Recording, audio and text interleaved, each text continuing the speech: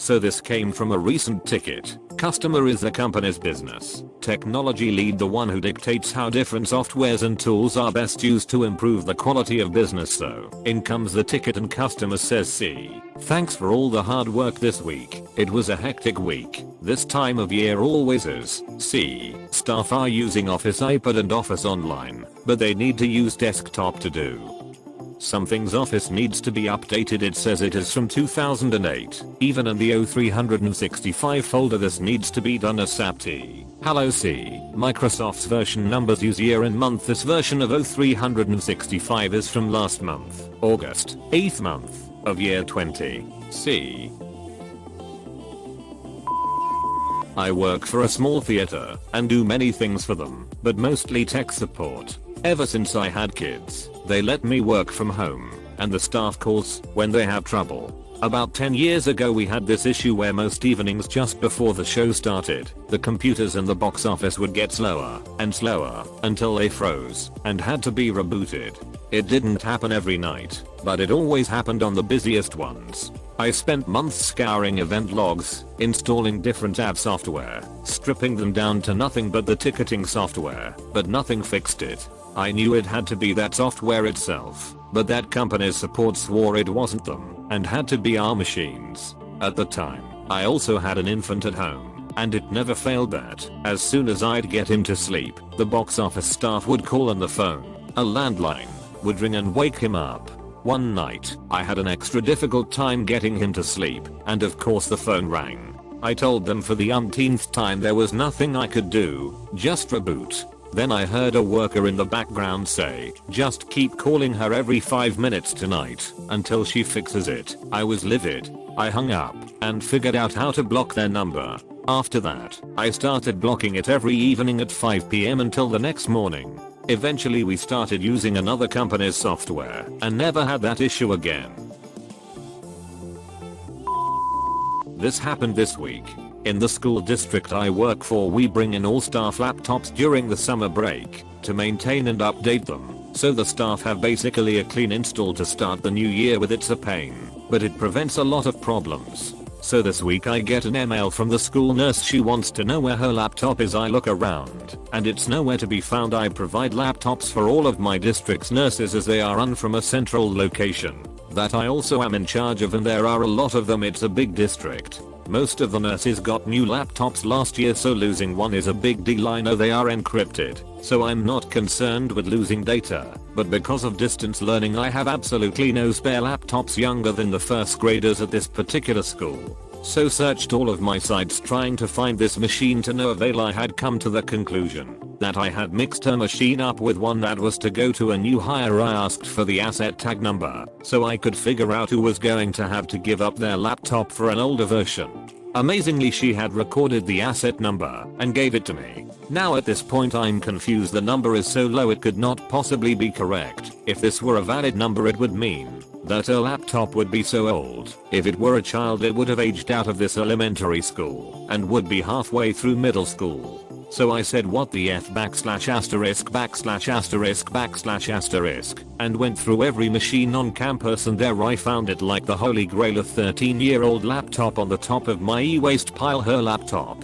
It was originally licensed for XP, but was running Windows 7. She just didn't want to give it up because she had gotten used to it. I recovered her files and gave her a new machine that was at least age appropriate for an elementary school.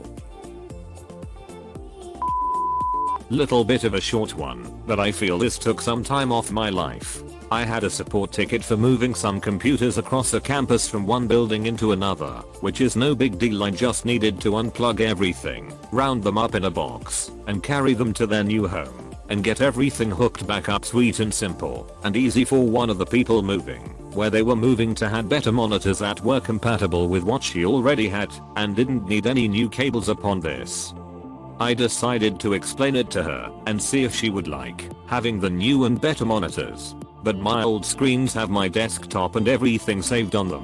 What? You know, like all my icons, my wallpaper, my files, everything, they are all saved on those screens. Now, her computer was not an all-in-one, it was a mini PC. So I explained to her that the small black box sitting behind her monitors was her computer and all of her files and settings were saved there. So if she wanted new monitors, everything would still be there. No, the icons were on my screens, so they are saved to my screens. Needless to say, I was dumbfounded and at a loss for what to say to this lady. I explained to her once again that ultimately, her monitors didn't matter, since everything she needed was inside of this magical box. She still refused to accept this, stating that it didn't make sense, because everyone has their own monitors and their own setup, so everything must have been on the monitors. Her stubbornness won, however, so I ended up taking the good monitors off the stand and installed her old ones. While she may have won the battle, someone else won the war and got some nice monitors to replace their setup. Hello, Enemies short time poster, first time lurker. I was asked to test a video card that had fried a machine $DAYJOB tried to use at a convention to show off their work. So I plugged it in, turned on the machine. Almost nothing, the power came on, the screen lit up, but nothing else happened. Did some fiddling, nothing changed. Unplugged, switched back to the old card, no change. Swapped to integrated graphics, no change. FSCK.ext4/home/Nervous Luna. Told the CTO, he was understanding. Told our hardware guy, he said, and you plugged in the extra power cables? I paused. Video cards can have power cables? We both went to check the video card in question. Sure enough, it had a couple cables coming off the end that I hadn't seen because they weren't plugged in. The necessary power had been routed through the motherboard and its components weren't rated for that kind of current, which was why the video card had those cables to start with. Updated the CTO on what happened and asked whether he was willing to potentially sacrifice a third machine to find out whether the initial frying at the convention was due to a bad card or user error. I remained employed with that company. Yes, it was an expensive lesson, but I will not make that mistake again. For those wondering, he said no. A laptop died this morning. Press F to pay respects etc. I give the user a pool laptop, they log in. User, my desktop icons are missing me. No, it's all there. User, no, I'm missing my files, spreadsheets etc. Me, are they saved to your home drive? User, I don't think so. Me, takes a look. Nope, not there. They're lost. I'm afraid your old laptop's drive has died. You need to save things to your home drive to keep them safe. User, well, I didn't expect my laptop to die today. Me, sorry about that. I'll arrange a more convenient day next time. User looks at me. I could tell he was sure if I was joking or not. Walked off. Over the years I've commented a bit but never posted my own story, mostly because I'd rather not relive my horror stories and sometimes because I'm not sure if I can or should share a story.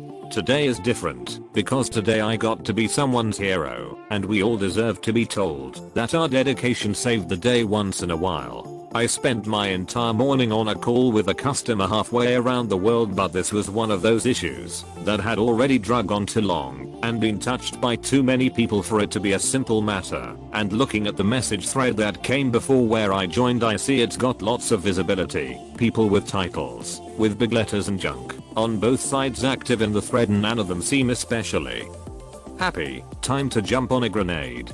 Fast forward up 0.6 hours, good lord, and the issue still wasn't really entirely fixed, but we got most of it up and running, and learned some odd stuff along the way. And as far as a software vendor support dude is concerned, I went way beyond what I probably needed to, but this is my customer, and he was desperate. Titles on both sides, remember, I cannot just leave him twisting in the wind by the and he was telling me steadily how much he appreciated my effort, and I appreciate the appreciation right back. All that to say, you'll and TFTS work hard, and when you are working your hardest and pulling off honest digital miracles, nobody even knew you were doing anything. Not all the caped heroes have to wear masks, but we still do our part to save the day, even if we are doing it from the couch now.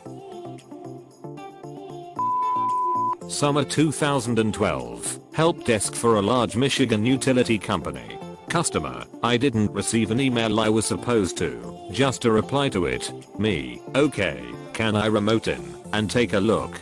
Customer, sure, but it won't do any good. It's not there, and I'm an Outlook power user.